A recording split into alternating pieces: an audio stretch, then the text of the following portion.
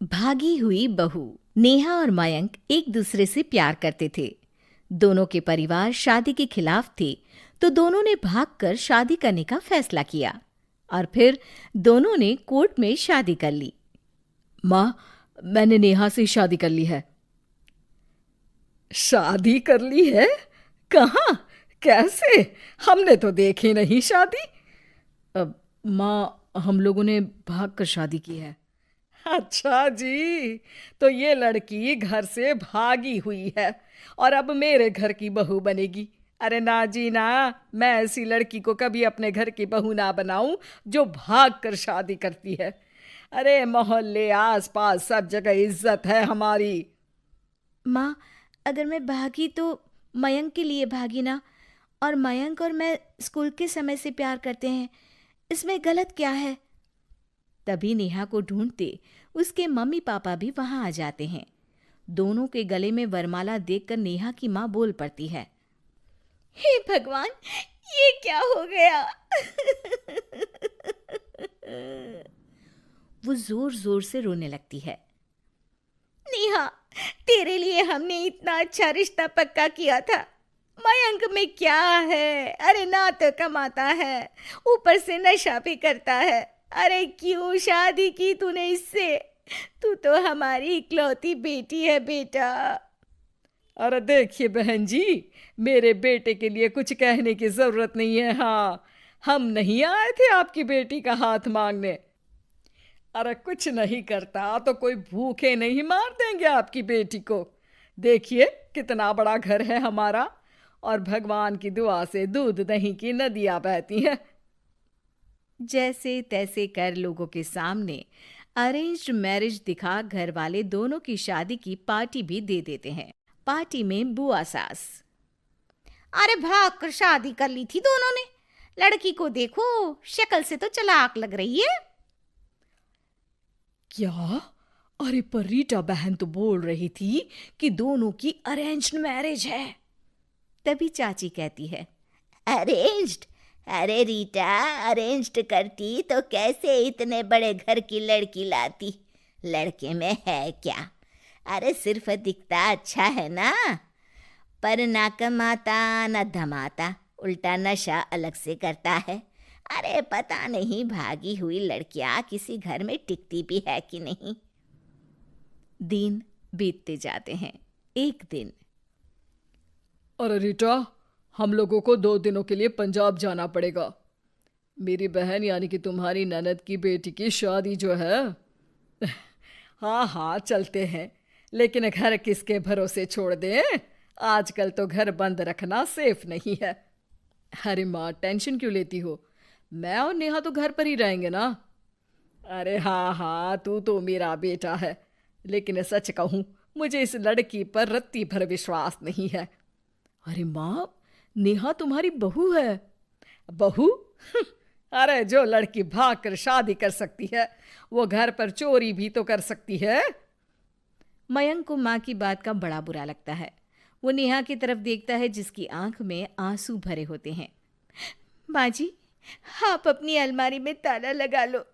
हाँ हाँ, तो वो तो लगा ही दूंगी, लेकिन कहीं तू घर का बाकी का सामान भी। अरे भाई, भागी हुई लड़की का क्या भरोसा। धीरे धीरे दिन बीतते हैं। एक दिन नेहा घर के बाहर गार्डन में पेड़ों को पानी दे रही थी, तभी पड़ोस की बहू, अरे नेहा, कैसी हो? बहुत सुना है तुम्हारे बारे में, लेकिन तुम तो दिखती ही नहीं हो। हाँ, वो बस घर का काम करने में समय ही नहीं मिलता। अच्छा अच्छा, शाम को ना मेरे घर आना, बैठकर गप्पे लड़ाएंगे हम। जी जरूर। तभी उस पड़ोसन की सास आ जाती है। अरे बहू, ये किससे बात कर रही है? अरे माँ जी, ये ना शर्मा आंटी की बहू नेहा है, जो मयंक भैया की बीवी है। हाँ हाँ, बस सबको पता है ये कौन है और कैसी है। इससे ज्यादा मेल जोल रखने की कोई जरूरत नहीं है। पता है, भागी हुई लड़की है ये, शादी से पहले भागी थी ये। तभी वहां मयंक आ जाता है। क्या हुआ आंटी जी? अब अरे नहीं नहीं, कुछ नहीं मयंक बेटा, कैसे हो? बड़े हैंडसम लग रहे हो। इस टाइम पर भी घर पर? अरे हाँ हाँ, अच्छा मैं भूल गई थी, तुम वैसे कोई काम धाम करते ही नहीं हो ना। अच्छा ठीक है, चलो फिर मिलते हैं। मयंक नेहा के सामने अपनी और उसकी बेइज्जती सुनकर परेशान हो जाता है। कोई बात नहीं, रहने दीजिए, आप परेशान मत हो, सब ठीक हो जाएगा। एक दिन नेहा की माँ उसके घर आती है। अरे आइए आइए, कैसे आना हुआ? नेहा को लेने आई है क्या? अरे नहीं नहीं बहन जी, अब तो नेहा मयंक की बीवी है, मैं तो उसे करवा चौथ देने आई थी। माँ ने सास और नेहा को सोने का सेट दिया, खाने पीने के ढेर सारे सामान देकर कहती है, बहन जी, मैंने ये सब अपनी बेटी की किसी कामकाजी अच्छे पढ़े लिखे परिवार के लड़के से शादी करने के लिए रखा था, लेकिन नेहा को मयंक पसंद था तो उसकी शादी अच्छे से नहीं कर पाई। अरे बस बस, हम लोगों को सुनाने की जरूरत नहीं है। मेरे मयंक ने भी अच्छी पढ़ाई लिखाई की है। वैसे संस्कार तो दिए हैं कम से कम मैंने अपने लड़के को, वरना कौन अपनी बेटी को भागने के संस्कार देता है? आपकी बेटी ने तो भाग कर शादी की है। माँ को सास की बात का काफी बुरा लगता है, वो वहां से चली जाती है।